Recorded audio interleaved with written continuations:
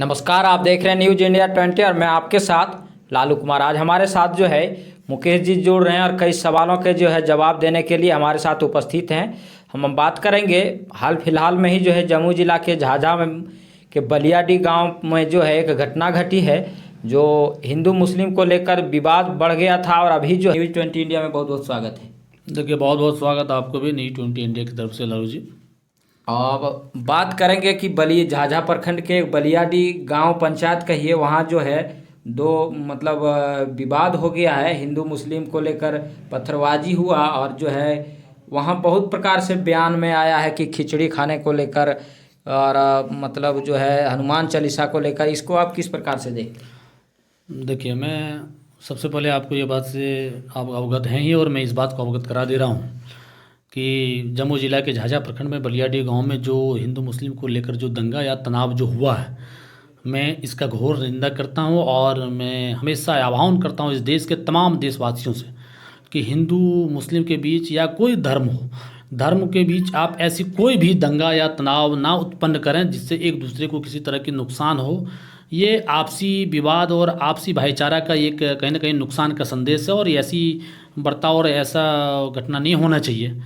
और इसके साथ जो घटना वहाँ पत्थरबाजी की जो सामने आई है या फिर हिंदू मुस्लिम को हनुमान चालीसा को लेकर जो बातें आई है, मैं कहना चाहता हूँ कि जो हनुमान चालीसा हो, जो हिंदू धर्म का जो अपनी सनातन धर्म का जो संस्कृति है और उनकी जो विचारधारा है, और कोई भी धर्म अपने धर्म की परिकाष्ठा के लिए यदि कुछ ऐसी हरकत करते हैं अपने धर्म की प्रचार हेतु या किसी तरह की बातें, तो कहीं ना कहीं अन्य जाति और अन्य धर्मों के लोगों को ऐसी कोई भी धर्म संकट रूपी जो है घटना या दंगा नहीं करना चाहिए। इसमें कहीं ना कहीं ये निंदनीय चीज़ है और इसका मैं घोर विपरीत करता हूँ। ऐसा नहीं करना चाहिए लोगों को। क्या लगता है उस घटना में जो है राजनीति का जो है मोड़ दिया जा रहा है? देखिए, राजनीति करने वाले लोग राजनीति करते हैं।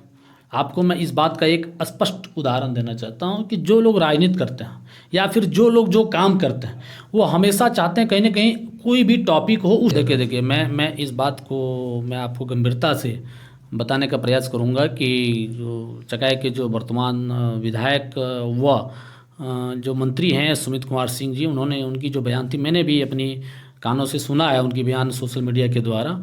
तो उन्होंने कहा है कि हनुमान चालीसा पढ़ने के लिए उन्हें कोई लाइसेंस नहीं लिया था या फिर हनुमान जी का भक्त मुझसे ज़्यादा बड़ा कोई नहीं हो सकता है, उनकी जो बयान था। तो कहीं ना कहीं ये गलत है और हनुमान चालीसा और कोई भी धार्मिक की एक छोटी सी कार्यक्रम करने के लिए राजनीतिक या फिर कोई कहा जाए तो संवैधानिक लाइसेंस लेने की आवश्यकता नहीं होती है। छोटी कार्यक्रम के लिए यदि व्यापक स्तर पर कोई कार्यक्रम होता है तो इसके लिए लाइसेंस की आवश्यकता पड़ती है और उसके लिए लोग लेते भी हैं, इसमें कोई संदेह नहीं है। लेकिन सुमित कुमार सिंह जो वर्तमान मंत्री हैं बिहार सरकार के, उनसे मेरी निवेदन होगी कि प्लीज़ आप अपनी राजनीति की उच्च स्तरता को बढ़ाने के लिए आप ऐसी बयान ना दें, चूँकि हिंदुत्व भी आपका ही समाज के लोग हैं और आपके ही वासी के लोग हैं, बिहार के ही लोग हैं।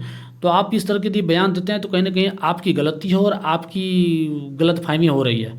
लेकिन जहाँ तक बात है कि उन्होंने जो बयानबाजी किया है इस मैटर पर, उनको सोच समझ के और अपनी मंत्री की गरिमा को ध्यान में रखते हुए उनको अपनी वक्तव्य देना चाहिए था। और जो लोग इस पर गलत सवाल उठा रहे हैं ये कहीं ना कहीं उनकी राजनीतिक का रोटी सेकने का सवाल है भाई। क्या लगता है कि अभी जो है सबसे बड़ी अहम जो है लोगों की आस्था जो जुड़ गया है महाकुंभ लेकर, तो किस प्रकार से देखते हैं आप? कुंभ गए? देखिए, नहीं, हम महाकुंभ नहीं गए। मैं इसके लिए लालू जी मैं आपको स्पष्ट कर रहा हूँ कि महाकुंभ हमने नहीं गया और महाकुंभ लेकर मेरी कोई गलत टिप्पणी भी नहीं होगी। लेकिन मेरा मानना रहेगा कि महाकुंभ हो चाहे आप किसी भी तीर्थ स्थल की बात कर लीजिए, वो एक आस्था की चीज़ें हैं और लोगों को जो जिस धर्म से अपनी आस्था रख रहे हैं उनको वहाँ पे जाना भी चाहिए। वो उनकी आस्था का विषय हो सकता है, लेकिन उस विषय को यदि आप मार्केटिंग करके आप लोगों के बीच राजनीतिक करना चाहते हैं तो उसका मैं घोर निंदा करता हूँ और मैं उसका विरोध करता हूँ कि उस व्यक्ति को वैसा कोई कार्य नहीं करना चाहिए। इस देश में सिर्फ हिंदू और मुस्लिम जात नहीं है और धर्म नहीं है। इस देश में बहुत सारी जातें हैं, बहुत सारी धर्म हैं, लेकिन कोई लोग इस चीज़ को मार्केटिंग करेगा हिंदू मुस्लिम बना के, तो कहीं ना कहीं वो अपनी व्यक्तिगत फ़ायदा लेने के लिए इस चीज़ का फ़ायदा उठाना चाहता है। ये मैं इसका विरोध करता हूँ। और मैं इसके साथ आपको मैं इस सवाल पर एक और चीज़ का स्पष्टीकरण कर देना चाहता हूँ कि इस कुंभ मेला के दौरान 29 तारीख को 29 जनवरी को जिस तरह की घटनाएं कुंभ मेला मानी प्रयागराज में हुआ, भगदड़ मची, बहुत सारे लोगों की जानें गई, ये कहीं ना कहीं हमारे देश के लिए एक हृदय विदारक घटना थी। और मैं इसका मैंने घोर कहा जाए तो विरोधक हूँ कि इस तरह की घटनाएं नहीं होनी चाहिए। जिस मैंने सनातन धर्म का ठेकेदार जो है हमारे देश के माननीय प्रधानमंत्री नरेंद्र मोदी जी बनना चाहते हैं, और उनके सहयोगी जो उत्तर प्रदेश के जो है मुख्यमंत्री योगी आदित्यनाथ जी हैं, और उनके राज्य में ही प्रयागराज है, और वहाँ पे जिस तरह से एक बहुत भव्य कुंभ मेला का आयोजन किया गया, और जो एक व्यापक स्तर पर किया गया, जो देश नहीं वरन कहा जाए तो विदेशों से भी लोग इसके लिए इंटरेस्टेड थे।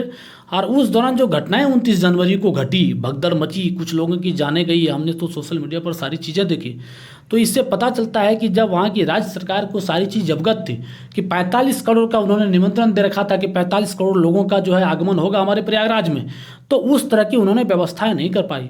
उस तरह की उनको प्रशासनिक व्यवस्थाएं करनी थी, लेकिन ये कहीं ना कहीं गलती और ये कहीं ना कहीं चुनौती वहाँ की स्थानीय सरकारें की थी, और वो खासकर उस सरकारें की थी योगी आदित्यनाथ की, खासकर वो जितने जाने गए, मैं उन सभी लोगों को नमन करता हूँ कि उन तमाम जाने गए लोगों को कि वहाँ की जो दोषारोपण हो या फिर दोषी है वहाँ के वर्तमान मुख्यमंत्री योगी आदित्यनाथ जी हैं, जिनके कारण उन तमाम लोगों की जानें चली गई। उन्होंने व्यवस्था क्यों नहीं किया जब उनको जानकारी था कि 45 करोड़ लोगों का आगमन प्रयागराज में होने वाला है। बताइए कितने लोगों का आगमन हुआ था और 600 से ज़्यादा लोगों की जानें चली गई।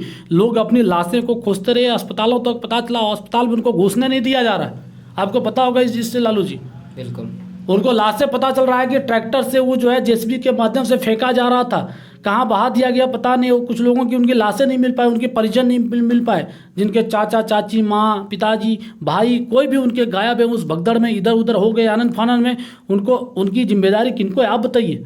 क्या लगता है वहाँ जो है कुंभ में घटना घटने भागदड़ होने से कितने लोग जो है अपना घर छोड़ के? देखिए मैंने जहाँ तक जानकारी चाहा, मैं एग्जिट आपको जानकारी नहीं दे सकता, मुझे जो सोशल मीडिया से जानकारी चला है कि जानकारी यहाँ तक चली है कि कहीं ना कहीं 600 से ज़्यादा लोगों की जाने गई हैं। और इनका मैंने कहा जाए तो एकदम लोकतांत्रिक तरीके से संसद में इसकी सवाल इंडिया गठबंधन के सांसद ने उठाया कि जो लोग डिजिटल कुंभ मेला की चर्चा करने वाले थे कि एक डिजिटल कुंभ मेला होने वाला है, वहाँ मृतकों की संख्या की डिजिट नहीं बता पा रहे हैं। ये एक हमारे देश के लिए एक दुर्भाग्यपूर्ण घटना है, और ऐसी एक हृदय विदारक घटना है कि जो लोग धर्म की आस्था को दिल में लिए हुए कुंभ जैसा प्रयागराज में त्रिवेणी संगम में स्नान करने के लिए गए और अपनों से वो बिछड़ गए, ये कहीं ना कहीं दुर्भाग्यपूर्ण है। मैं इसका घोर विरोध करता हूँ कि वहाँ की स्थानीय सरकार की व्यवस्था करनी थी, और उनकी जिम्मेदारी थी कि आपके यहाँ किसी को बुलाते हैं, निमंत्रण देते हैं और एक धर्म की आस्था की जिस तरह प्रचार करते हैं, इसकी आप व्यवस्था पूर्ण रूपेण करिए। यदि नहीं कर पाते तो ऐसी कार्यक्रम का आयोजन आप नहीं करिए, और देश की तमाम 140 करोड़ लोगों को मूर्ख बनाने का काम नहीं करिए आप।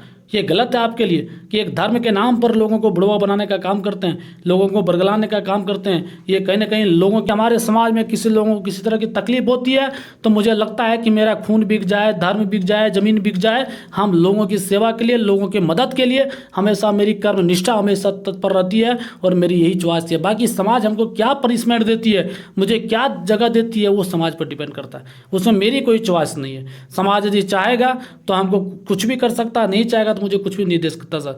तो चूंकि आज के डेट में समाज ही सर्वोपरि है, ये समझ लीजिए आप।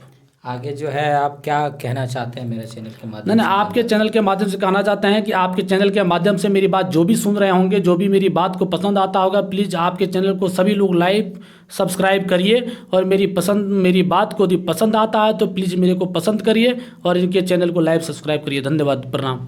चलिए अंतिम सवाल थे, और देखें किस तरह से जो अपना सभी सवालों का जवाब बेबाक तरह से रखें, हमारे साथ किस तरह से बात किए, और तमाम अपडेट के साथ हम इसी तरह अगला खबर में जोड़ते रहेंगे।